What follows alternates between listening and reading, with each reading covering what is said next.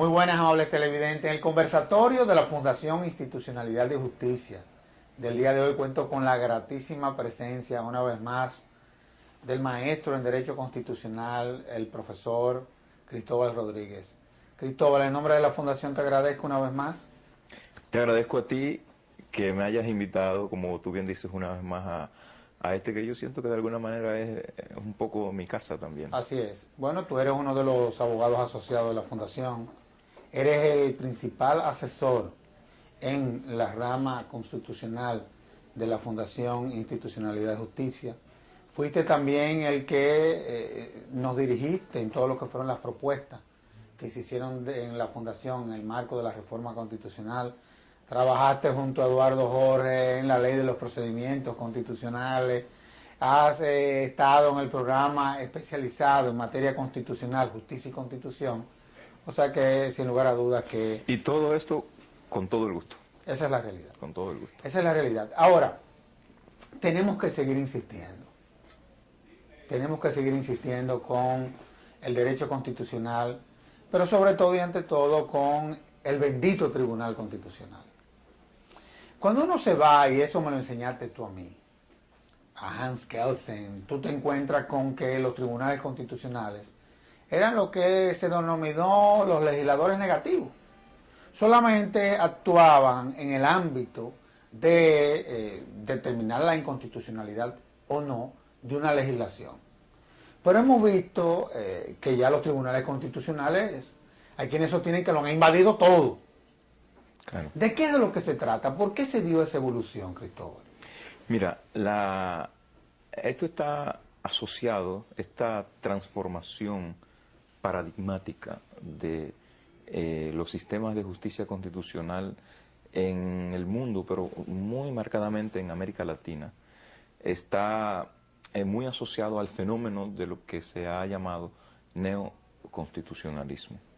Y una de las características principales del neoconstitucionalismo es lo que algunos autores denominan una nueva actitud hermenéutica frente al derecho, una nueva forma de entender el derecho y sobre todo una nueva forma de entender el rol de la judicatura, el papel que desempeñan los jueces en el proceso de implementación de las disposiciones de la Constitución.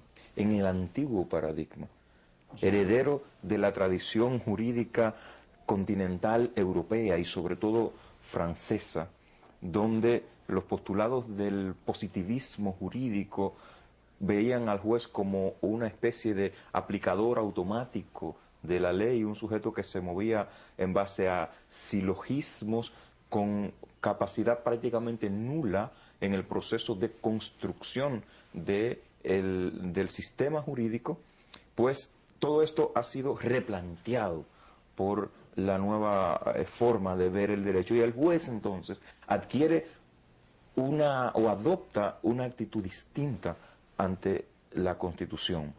Paolo, tú decías la palabra, mencionabas el término invasivo. Paolo Comanducci, uno de los teóricos más reputados de esto que se llama neoconstitucionalismo, dice que una de las características de las constituciones modernas es que tienden a ser invasivas, es decir, a invadir todo el espectro del sistema jurídico, y no es casual que se hable hoy de constitucionalización del derecho procesal, constitucionalización del derecho administrativo, constitucionalización del derecho civil. Es decir, de repente tenemos la Constitución entendida como una norma que toca todas y cada una de las distintas manifestaciones y expresiones del sistema normativo. Ante esa realidad, el rol del juez tiene que ser distinto.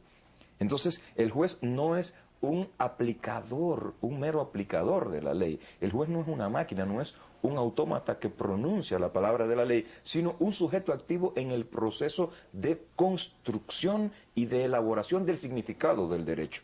Y por tanto, por eso te decía, hay una nueva actitud hermenéutica, una nueva actitud en no solo descifrar el sentido de la ley, sino en asignarle el sentido preciso que en cada caso que se presenta en un tribunal constitucional o en un tribunal de justicia ordinario tiene el derecho. Entonces, evidentemente, esto genera a veces fricciones, esto genera resistencia, como siempre pasa, ante los movimientos novedosos en cualquier área del quehacer humano, el status quo imperante pues tiende a resistirse, pero creo que es inevitable, digamos, el impulso que están teniendo los sistemas de justicia constitucional, los tribunales constitucionales en el proceso de elaboración del derecho. Fíjate que tú decías, Kelsen definía el Tribunal Constitucional como un legislador negativo, en el sentido de que solo lo entendía Kelsen como un órgano que podía decir lo que no era conforme a la Constitución. Claro. ¿Cuál es la gran novedad? Que el Tribunal Constitucional no solo tiene facultad y no solo se ha abrogado facultad para decir lo que no es el derecho, sino para decir lo que es el derecho y lo que deben ser actitudes y comportamientos y líneas de acción política que deben llevarse a cabo desde las distintas áreas del poder. Está facultado para ordenar a una determinada instancia del poder público el cumplimiento de determinadas omisiones. Está facultado para trazar directrices generales sobre la implementación de políticas públicas en determinadas áreas. Entonces, evidentemente, desde 1919 y 1922, que es el periodo en el que Kelsen plantea toda su concepción teórica sobre el Tribunal Constitucional, hasta hoy, ha pasado mucha agua bajo el puente, a Dios las gracias, y hoy tenemos un sistema de justicia con un futuro bastante promisorio, y yo pienso que nosotros llegamos como país tal vez en el mejor momento, en el momento en el que toda la experiencia acumulada nos debe servir como punto de referencia para esta construcción y este desbrozamiento de caminos para nosotros empezar a andar por la senda de un auténtico sistema de justicia constitucional en el país. Qué bien. Ahora, tú dijiste dos palabras que evidentemente me ayudan a mí a formularte una pregunta. Hablaste de ordenar y hablaste de políticas públicas. Mucha gente cree que los estados se organizan sobre la base de diseñar legislaciones, sobre la base de decretos. Y hay una parte de la sociedad que no sabe que también se fundamentan sobre la base del diseño de políticas públicas. Claro. Que de una u otra forma vienen a complementar el resto. ¿Cómo los tribunales constitucionales pueden contribuir a ese diseño?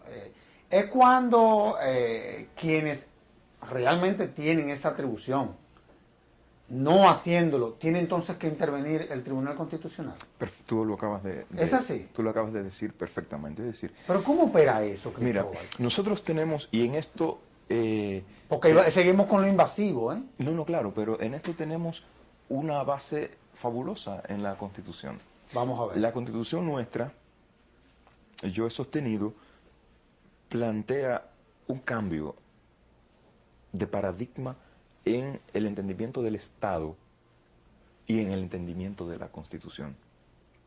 Y ese cambio de paradigma en la comprensión del Estado y la Constitución está determinado por la incardinación en el texto constitucional de la cláusula del Estado social. La cláusula del Estado social replantea de manera radical todo el ámbito de responsabilidades, compromisos y obligaciones que debe tener el Estado respecto de determinadas áreas del quehacer político.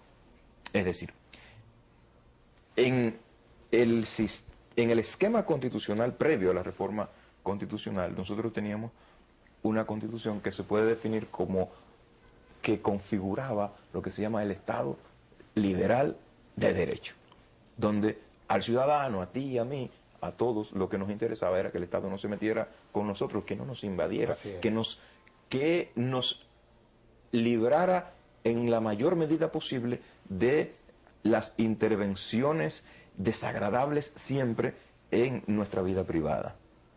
Es decir, con que me permitan caminar, con derechos y deberes, con que me permitan expresarme, con que me permitan ir a dar mi clase tranquilamente, etcétera. era suficiente, es decir, que el Estado no intervenga, o que intervenga lo menos posible. Ahora no. Con el giro que introduce la cláusula del Estado social, lo que se demanda, lo que se exige, es un nivel de intervención mucho mayor del Estado. ¿Intervención en qué? En políticas sociales que hagan realidad la cláusula del Estado social y de cada una de las disposiciones que en el catálogo de derechos fundamentales traducen la cláusula del Estado social. Es decir, no basta con que la Constitución diga que tenemos derecho a la educación.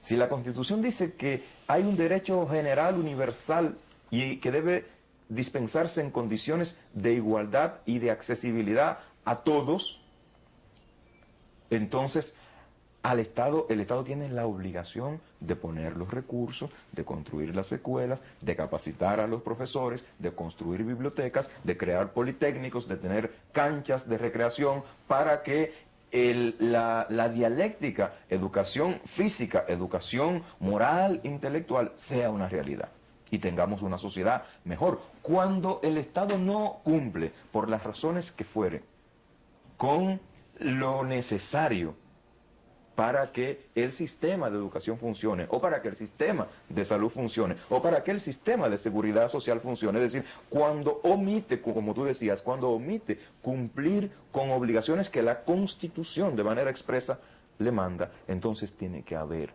un órgano que vaya un poco más allá de decir esto no está bien, sino qué es lo que se debe hacer. No, definitivamente. ¿Y en qué sí. sentido? Entonces, es el mandato para que las políticas públicas en materia de derechos sociales hagan realidad los derechos por una cuestión muy simple, y perdóname, porque creo que es importante terminar de desarrollar esta idea, por una cuestión muy simple. Es que si los derechos sociales son derechos, y así están consignados en la Constitución, si son derechos fundamentales, la primera característica de un derecho es su exigibilidad. Así es. Y los derechos son exigibles ante los tribunales de administración de justicia. Entonces, ese es el gran rol y el gran elemento diferenciador del quehacer del Tribunal Constitucional y de los tribunales constitucionales en general en este nuevo paradigma de neoconstitucionalismo en el que nosotros ingresamos con esta nueva Constitución. Ahora, tú hablaste de la omisión. Y evidentemente, y eso lo vimos en todo lo que fue el proceso que se abrió cuando el Congreso Nacional hizo la omisión de crear un procedimiento en cuanto a la revisión de la sentencia. Eso generó un debate y evidentemente se determinó en ese debate de que si ellos no lo hacían, como era una disposición constitucional, entonces lo iba a hacer el tribunal. Ahora, y eso quedó muy claro y fue sumamente debatido. Pero, ¿qué pasa cuando, porque la verdad es que estamos frente a una institución, a un órgano poderoso, esa es la realidad. ¿Qué pasa cuando el Tribunal Constitucional, vimos que el legislador negativo es ya inclusive si se quiere hasta legislador positivo, porque en caso de que haya una omisión, puede inclusive hasta crear un procedimiento y ya hay un precedente que es el de la Suprema Corte de Justicia en cuanto a lo que tiene que ver con el amparo, en fin. ¿Qué pasa cuando el Tribunal Constitucional se convierte en constituyente? Mira, hay una... Pero ¿tiene sentido la pregunta que te hago? No, absolutamente. Okay. Hay un hilo muy fino, una frontera muy difícil de establecer entre el desempeño de las funciones del Tribunal Constitucional sujeto al conjunto de atribuciones que le impone la Constitución y la ley de los procedimientos constitucionales del lugar, y lo que algunos autores llaman el ejercicio prudente, el ejercicio deferente de esas atribuciones. Y en esa frontera se ha jugado tal vez la más rica discusión que ha tenido lugar en el constitucionalismo comparado en las últimas, por lo menos, 3 décadas. Es decir, ¿dónde termina el ámbito de las atribuciones del Tribunal Constitucional? ¿Cuándo la actuación del Tribunal Constitucional deja de responder al imperativo y al mandato de la Constitución y el tribunal se convierte de alguna manera en un usurpador de atribuciones? Y el tribunal se convierte en un legislador, en un constructor de políticas públicas.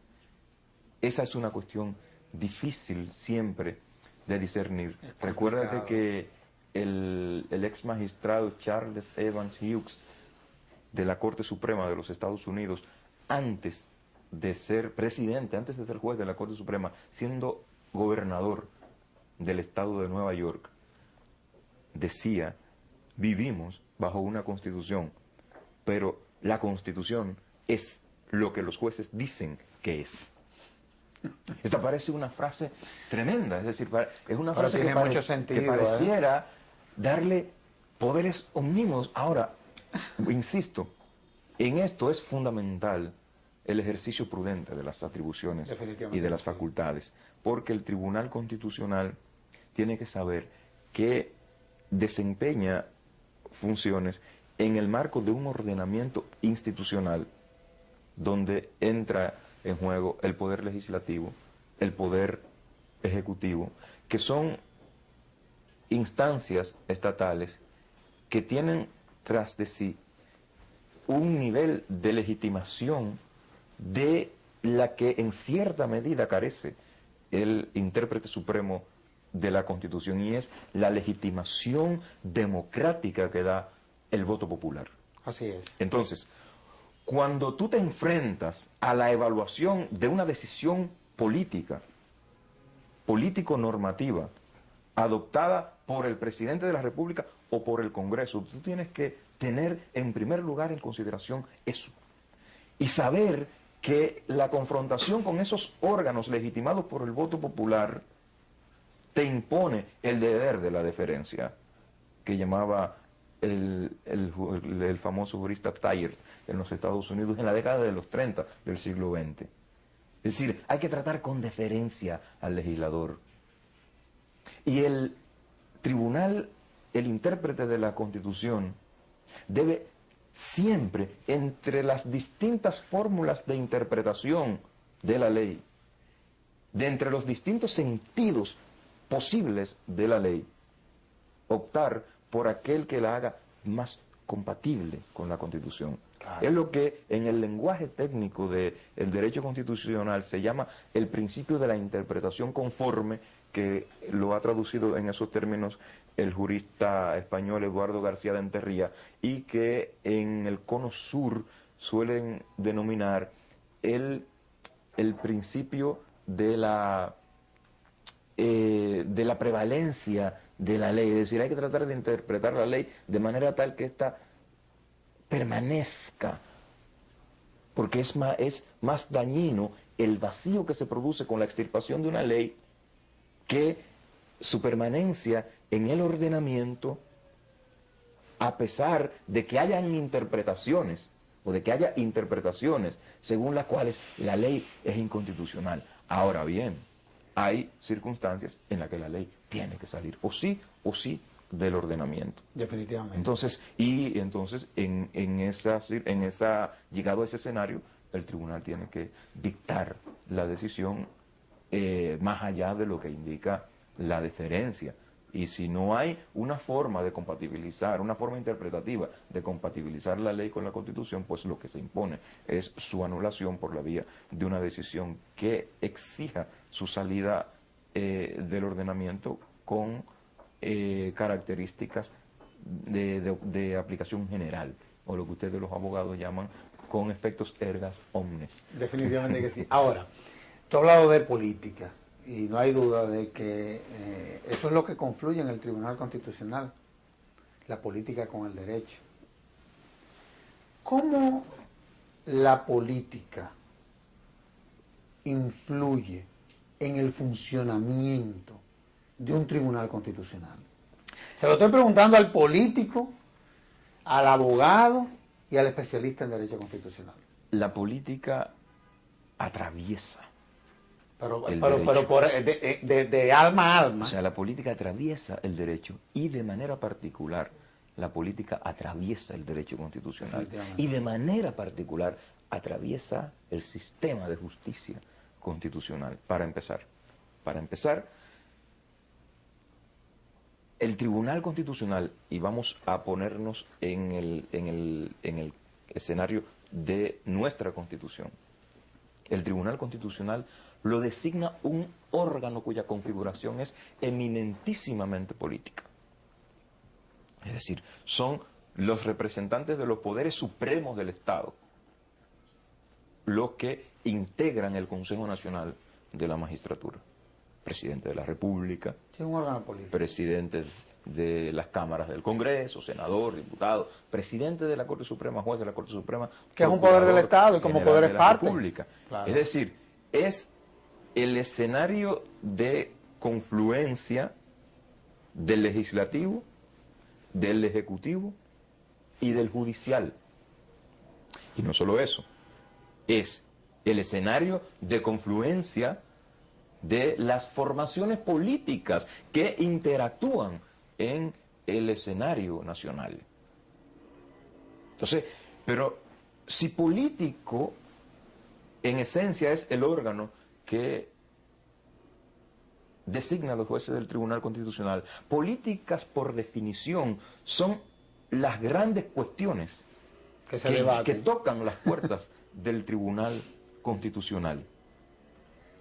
Es decir, ¿cuál debe ser, vamos a poner un ejemplo, cuál debe ser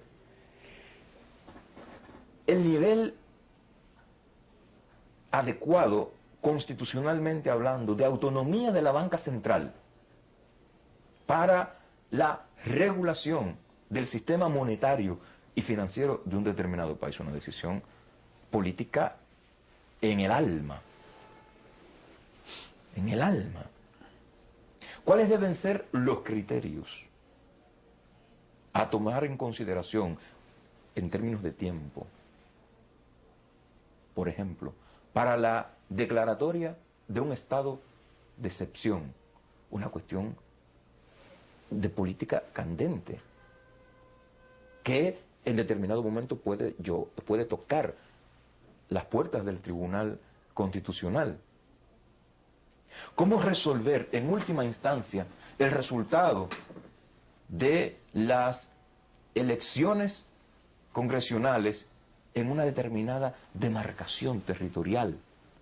Es decir, ¿quién determina en última instancia si la competencia, si la contienda electoral se llevó a cabo de conformidad con los principios de equidad en el uso del dinero, en el uso de los espacios públicos para la vehiculación del debate, de conformidad con lo que establece el artículo 111 de la Constitución? Bueno, pues estas son cuestiones, son los temas que tienen vocación de llegar al Tribunal Constitucional. Es decir, son los problemas de la alta política. La naturaleza de esos temas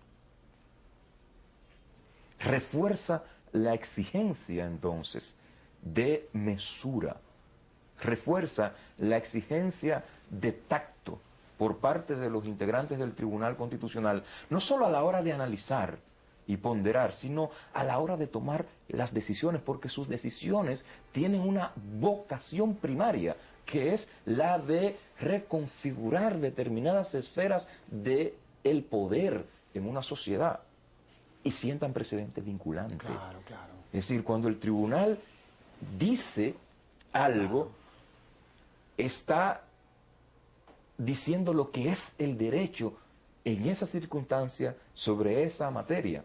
Es decir, el derecho no es lo que dice la ley. El derecho no es lo que está escrito en el código.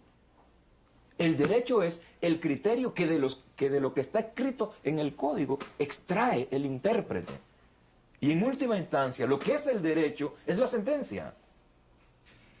Es decir, quien decide lo que es el derecho sobre la base, inspirada evidentemente en el articulado del texto legal, es el juez constitucional. Claro. Es decir, porque yo te voy a poner un ejemplo. La Corte Suprema de Justicia, el 6 de agosto de 1998, dijo: parte interesada o ley. ¿Qué es ley? Nosotros sabemos lo que es una ley. Esta biblioteca está llena de leyes, ¿verdad? Entonces, a todos nos enseñan lo que es una ley el primer día de clase en la universidad. Es una norma que se hace en una instancia del poder público que se llama Congreso, que cursa un determinado procedimiento. La Corte Suprema dijo: sí, eso está bien, pero es un poco más que eso. Entonces, ley no solo es la norma que se hace en el Congreso obedeciendo el procedimiento constitucionalmente establecido. Ley también es toda disposición normativa de características generales que, y siguió diciendo la Corte Suprema. Claro, claro. Entonces, nosotros no podemos entender la noción de ley hoy al margen de esa decisión de la Corte Suprema. Nosotros no podemos entender hoy la noción de parte interesada, es decir, de condición para tener facultad de actuar en justicia al margen de la interpretación expansiva que de la noción de parte interesada hizo la Corte Suprema de Justicia. Si la entendiéramos en los estrechos términos en que la considera el Código Civil,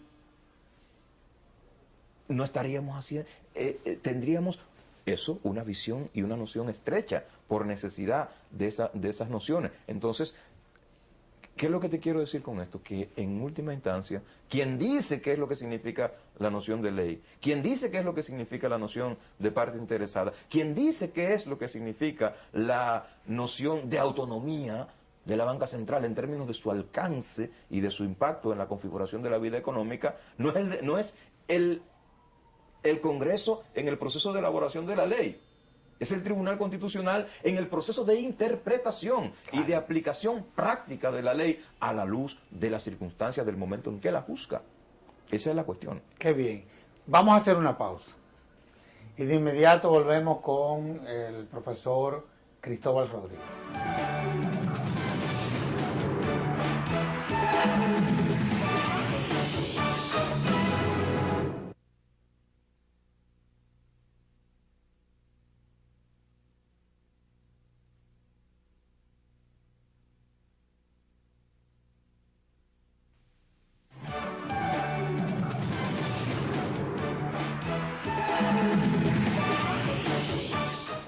Cristóbal, déjame hacerte la pregunta al revés ahora. Porque cuando uno te oye y uno estudia el tema, la verdad es que las atribuciones de un tribunal constitucional son tan amplias. Eso es increíble. Pero existen actuaciones que puedan quedar libres de escrutinio por parte del Tribunal Constitucional. Mira, en términos de el ejercicio de las facultades de los órganos del poder público, en principio no. No, es lo que te digo. O sea, en principio no. Es decir, todo órgano de poder ejerce poder. Claro, claro. Ejerce atribuciones de poder. Desde la patrulla policíaca que recorre un barrio y hace redadas, hasta la autoridad monetaria y financiera, pasando por la Superintendencia de Seguros, hasta la Procuraduría General de la República. Es decir, son todas entidades que están cotidianamente incidiendo con sus decisiones en determinados ámbitos que tocan bienes e intereses de la población, de algún sector de la población. Entonces, la primera exigencia, la primerísima exigencia que impone la Constitución es que todo lo que hagan una instancia de poder público o privado esté sometido a la Constitución. Deriva directamente de las disposiciones del artículo 6 de nuestra Constitución. Es decir, todos los ciudadanos y todos los órganos del poder están sometidos a la Constitución en sus actuaciones. Y son nulos, de pleno derecho, toda ley, decreto, resolución, reglamento o actos que les sean contrarios. Y para garantizar la eficacia de ese postulado del artículo 6, entonces viene el artículo 184 y dice, y se crea el Tribunal Constitucional, el guardián de la Constitución. Claro. Es decir, para que entendamos que esa no es una frase hueca, sino que esa frase tiene una instancia que va a garantizar su eficacia, su efectividad, entonces vamos a crear el Tribunal Constitucional, que no inocentemente Kelsen lo llamó el guardián de la Constitución, el defensor de la Constitución. Entonces el tribunal potencialmente es el ente que somete a la Constitución a cualquier instancia de poder, cualquiera. Y quiero subrayarte esto, del poder público o del poder privado, porque la Constitución es una herramienta de acotamiento y de limitación del poder en abstracto. Y lo que una de las riquezas más importantes en el mundo de la teoría política contemporánea es el habernos percatado de ese desplazamiento que se ha operado en la dinámica de ejercicio del poder desde el Estado hacia otros ámbitos de la sociedad. Es decir, la concepción demoliberal de la Constitución, del derecho y de la política entendía que el poder estaba monopolizado en el Estado. Claro, claro. Hoy nos damos cuenta, hoy sabemos, porque lo vemos además todos los días, que las grandes corporaciones a veces tienen tanto o más poder que el Estado. Entonces, si la Constitución es una herramienta de limitación del poder, es del poder, venga de donde venga. Cuando viene del Estado, frente al Estado. Cuando viene del ámbito privado, frente al ámbito privado. Entonces, en última instancia, quien decide el alcance de esos límites, quien decide el alcance de esa potestad de disciplinar el ejercicio de las facultades que la Constitución y la ley otorgan a los poderes establecidos, es el Tribunal Constitucional. Y por eso te reitero, potencialmente no puede haber ningún espacio exento. Ni siquiera los propios actos jurisdiccionales ya están exentos. Todo el mundo. Y sobre todo, fíjate, y aquí quiero retomar una cuestión que te decía en el segmento anterior, de la cual hemos hablado en otros escenarios. Es decir, es ilógico que el Tribunal Constitucional le diga a 190 congresistas, a un presidente, distribuidos en todo el territorio nacional, respaldados por el voto de todo el país. Ustedes están equivocados, señores congresistas, lo lamentamos mucho, pero esta ley vamos a tener que sacarla del ordenamiento. Esta ley es contraria a la Constitución. O al presidente de la República, que para ser electo se exige constitucionalmente que alcance por lo menos el 50% más 1% de los votos, es decir, más de la mitad